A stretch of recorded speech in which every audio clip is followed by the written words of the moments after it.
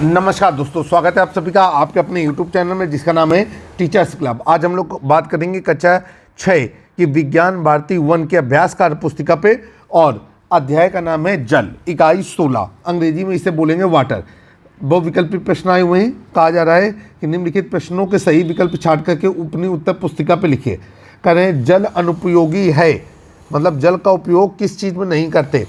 भाप बनाने में, रासायनों को घोलने में, मशीनों की साफ सफाई करने में, या फिर कार में ईंधन के रूप में। तो आपको पता है कार में ईंधन के रूप में जल का प्रयोग नहीं किया जा सकता, तो यहाँ पर सही विकल्प है कार में ईंधन के रूप में। चलिए भाई आगे चलते हैं। खा नंबर में खारा पानी का मुख्य स्रोत क्या है? ना, ये तो हम पुरानी किताब दे गए। अब इसके बाद है खारे पानी का मुख्य स्रोत क्या है। अब यहाँ पर है आपको विकल्प दिया गया है, ठीक है। अब विकल्प में आपको अलग अलग विकल्प यहाँ पर दिए गए हैं। सबसे पहले हम यहाँ पर देखते हैं कि नदी है, समुद्र है, बर्फ़ है या नलकूप है। तो खारे पानी समुद्र का रहता है, तो हमने समुद्र को क्लिक किया। अब है भार के अनुसार मनुष्य के शरीर में जल की मात्रा कितने प्रतिशत होती है? हम सभी लोग जानते हैं कि भार के अनुसार मनुष्य के शरीर में जल की मात्रा 70% होती है, तो इसे सही विकल्प के रूप में चयन कर लेंगे। अगला है अशुद्ध जल में तलछटीकरण की प्रक्रिया तेज करने में सहायता प्रदान करती है। Calcium chloride, magnesium sulphate, potassium permanganate या फिटकरी। तो हमको पता है कि अगर अशुद्ध जल में फिटकरी को मिला दिया जाए तो तलछटीकरण मतलब कूड़े कबाड़े का नीचे बैठ जाने की जो प्रक्रिया होती है उसमें हमारी फिटकरी मदद करती है। तो सही विकल्प है हमारा फिटकरी। अगला है जल के शोधन में सहायक नहीं है। चारकोल या लकड़ी का कोयला, ब्लीचिंग पाउडर, मैग्नीशियम सल्फेट या ओजोन। तो आपको बताना चाहते हैं कि जल के जो शोधन में सहायक नहीं है वो है हमारी कौन सी? Magnesium sulphate. तो यहाँ पर मैग्नीशियम सल्फेट को हमने क्लिक कर दिया।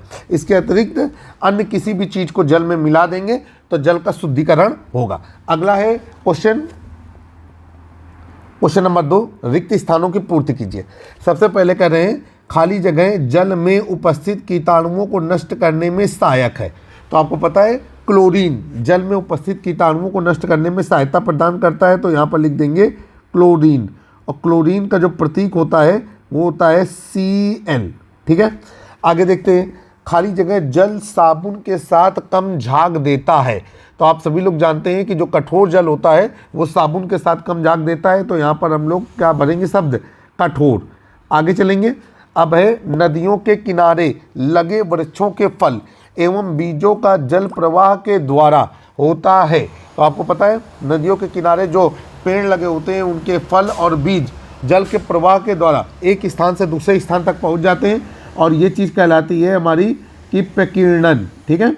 अब आगे चलेंगे। अगला है हमारा समुद्र जल में खाली जगह प्रतिशत नमक है। तो जो समुद्री जल होता है उसमें 2.6% नमक होता है, अत्यधिक खारा होता है, ठीक है। आगे चलेंगे। पेड़ पौधों में उनके भार के अनुसार खाली जगह प्रतिशत जल उपस्थित रहता है। तो भाई पेड़ पौधे में उनके भार के अनुसार 60% जल उपस्थित रहता है, तो यहाँ पर हम भरेंगे 60%।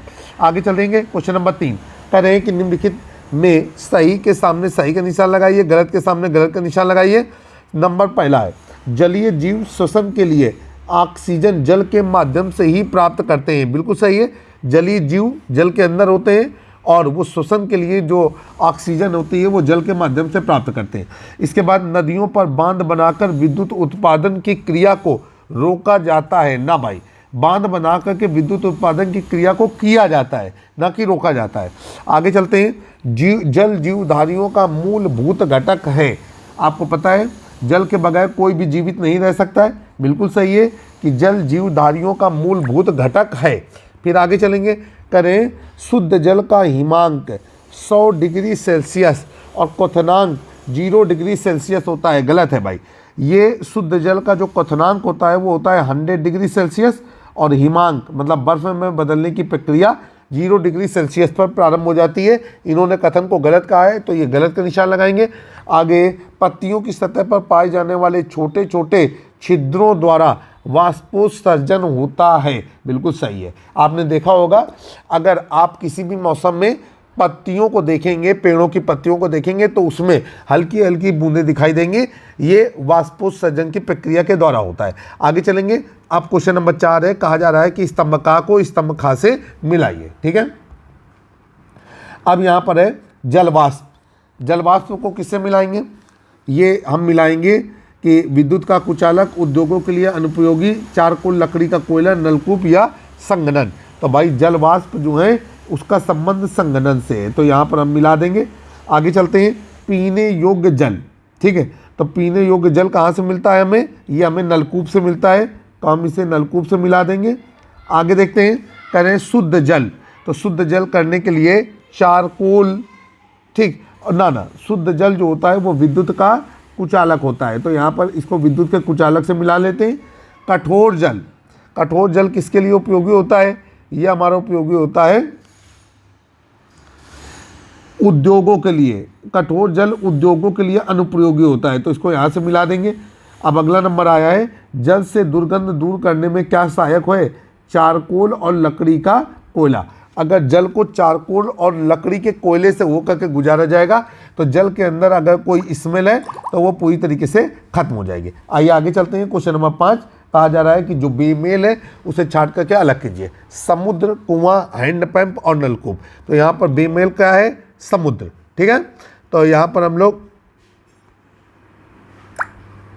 बेमेल में लिखेंगे समुद्र,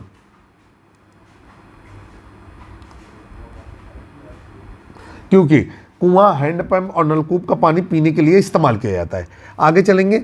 अब है क्लोरीन, पोटेशियम परमैंगनेट, ओजोन और नाइट्रोजन। ठीक है, आपको बताना है कि इनमें से कौन अलग है। तो भाई क्लोरीन, पोटेशियम परमैंगनेट और ओजोन, इनका इस्तेमाल हमको जो है जल को शुद्ध करने के लिए करते हैं, जबकि नाइट्रोजन का नहीं कर सकते। तो यहाँ पर अलग है आपका नाइट्रोजन। ठीक है, आगे चलेंगे। अगला है हमारा कि मृदु जल, कठोर जल, कैल्शियम क्लोराइड, मैग्नीशियम सल्फेट। ठीक है, तो इसमें क्या अलग है? इसमें मृदु जल अलग है, तो यहां पर हमने लिखा मृदु जल।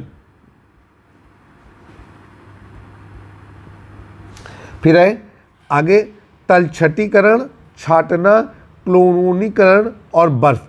तो इसमें क्या अलग है? बर्फ, क्योंकि अन्य जो भी चीज़ें दी गई हैं, ठीक है, वो नहीं, बर्फ अब यहाँ पे हटा दिया गया है। तलछटीकरण, छाटना, क्लोरोनीकरण और क्वथनांक। तो इसमें हमारा अलग क्या है? क्वथनांक, क्योंकि अन्य जो भी चीज़ें हैं वो हमारे जल को शुद्ध करने से संबंधित है, तो यहाँ पर आ गया आपका क्वथनांक। चलिए आगे। अब क्या है?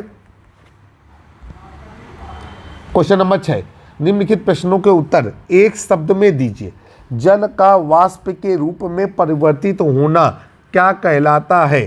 तो भाई जल वाष्प के रूप में परिवर्तित होगा तो वो कहलाएगा वाष्पन। ठीक है, क्या कहलाएगा? वाष्पन।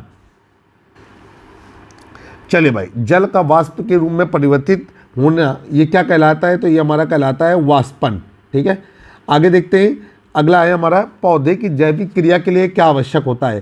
तो आपको पता है सभी जीवित लोगों की जैविक क्रियाओं के लिए जल अत्यंत आवश्यक है, तो यहाँ पर भरा जाएगा जल। किस ताप पर जल ठोस रूप में परिवर्तित होने लगता है? इसका मतलब है कि बर्फ में बदलने लगता है, तो 0 डिग्री सेल्सियस पर। आगे चलेंगे। अगला है कि शरीर के तापमान को नियंत्रित करने वाले पदार्थ का नाम बताइए। तो शरीर के तापमान कौन नियंत्रित करता है? ये नियंत्रित करता है हमारा जल। ठीक है, जब जल हम नहीं पीते हैं तो हमारा शरीर का तापमान बढ़ने लगता है।